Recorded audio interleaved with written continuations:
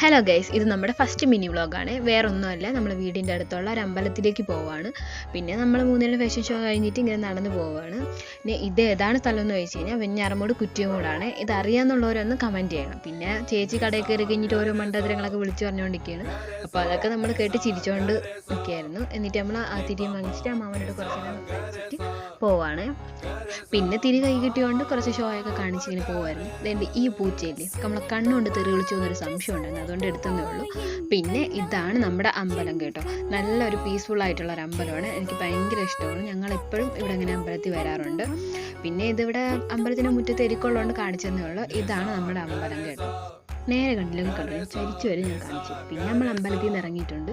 പിന്നെ ഞാനും ചേച്ചിവരും കൂടെ ഇങ്ങനെ നടന്ന് വരിക.